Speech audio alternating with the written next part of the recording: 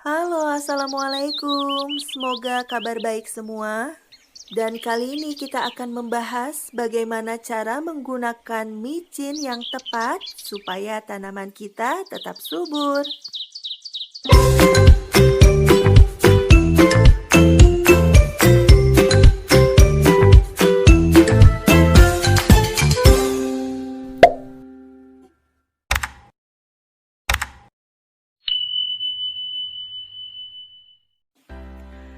Oke, teman-teman, di sini kita sudah menyiapkan satu bungkus micin dan 2 sendok takar ya. Saya menyiapkan 1 sendok makan dan juga 1 sendok teh ya. Kita akan bandingkan karena kadang-kadang suka tertukar ya penggunaannya atau takarannya antara sendok makan dan sendok teh. Itu sangat fatal sekali. Dan banyak teman-teman yang berkomentar nih, dulu saya pernah membahas tentang penggunaan micin sebagai penyubur tanaman, tapi katanya setelah mereka menggunakan micin, loh kok tanaman jadi layu ya? Kok tanaman jadi mati? Nah, apakah ada yang salah dengan penggunaan micin itu?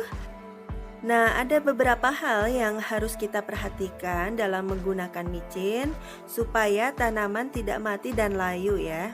Di antaranya ini, yang pertama ya, kesalahan yang pertama yang kita lakukan adalah menaburkan micin langsung pada media tanam ya. Sebaiknya itu tidak dilakukan teman-teman ya, hindari menaburkan micin langsung ke media tanam karena itu akan membuat medianya menjadi jenuh ya teman-teman. Dan apabila hal ini kita lakukan, tanaman bukannya malah menjadi subur, tapi lama-kelamaan akan layu, mengering, dan pada akhirnya mati. Nah, sebaiknya kalau kita ingin mengaplikasikan micin pada tanaman, kita larutkan pada air, tapi takarannya harus tepat ya teman-teman. Nah, kita udah punya 2 sendok takar nih, kita bandingkan yang 1 sendok teh dan yang 1 sendok makan. Hati-hati tertukar ya. Terkadang ada orang yang berpikir bahwa semakin banyak pupuk, semakin cepat pertumbuhan tanaman. Wah, tidak begitu juga kali ya teman-teman ya.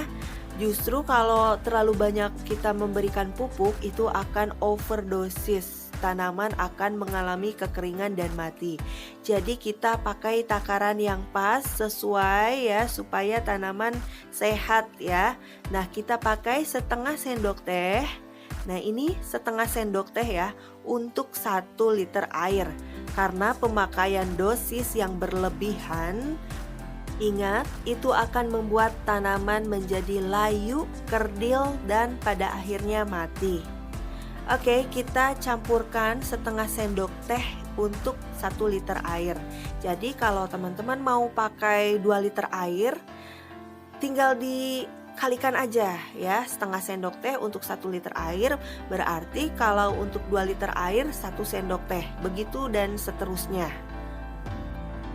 Nah, kalau sudah larut dengan air, langsung saja kita aplikasikan, kita siramkan pada tanaman ya. Boleh terkena daunnya atau mau langsung ke media tanamnya ya, ke akarnya, boleh. Waktu penyiraman juga harus diperhatikan ya. Jangan kita menyiram air micin ini pada siang hari saat matahari terik. Itu sangat tidak disarankan karena akan membuat daunnya menjadi panas, layu, dan gosong. Jadi siramlah pada pagi hari pukul 6 sampai pukul 8 pagi. Nah, saat tanaman sedang berbunga, itu tidak boleh melakukan penyemprotan pada bagian bunga atau calon bunga dan bagian buah. Kita harus hati-hati, jangan semprotkan micin pada tanaman-tanaman yang sedang berbunga atau sedang berbuah ya. Sebaiknya kalau teman-teman mau menyemprotkan atau menyiram tanaman dengan micin, lakukanlah sebelum tanaman ini mengalami pembungaan atau pembuahan.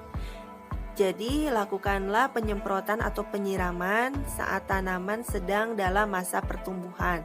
Kalau sudah berbunga atau berbuah, stop pemberian micin. Oke, karena itu akan membuat bunganya menjadi rontok, buahnya juga menjadi rontok. Pemakaian micin juga tidak dianjurkan dalam jangka panjang atau terus-menerus ya, karena itu akan mengakibatkan media tanam menjadi jenuh ya, dan tanaman akan kerdil.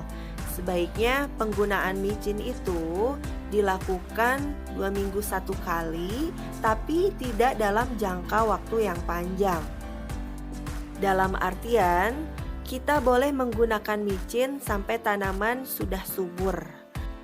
Setelah tanaman besar dan subur, hentikanlah penggunaan micin. Oke, itu dia beberapa tips bagaimana penggunaan micin yang tepat untuk kesuburan tanaman ya. Ini 50 gram, harganya 1.500 ya kurang lebih. Kita bisa pakai berkali-kali loh. Murah dan mudah didapat ya. Sangat ekonomis sekali. Dan yang pastinya aman terhadap lingkungan. Dan buat teman-teman yang bertanya, kenapa nih setelah menggunakan micin kok tanaman saya menjadi layu dan mati? Semoga ini menjadi jawaban ya buat teman-teman, karena menggunakan micin juga ada aturan pakainya. Takarannya harus pas agar tidak overdosis.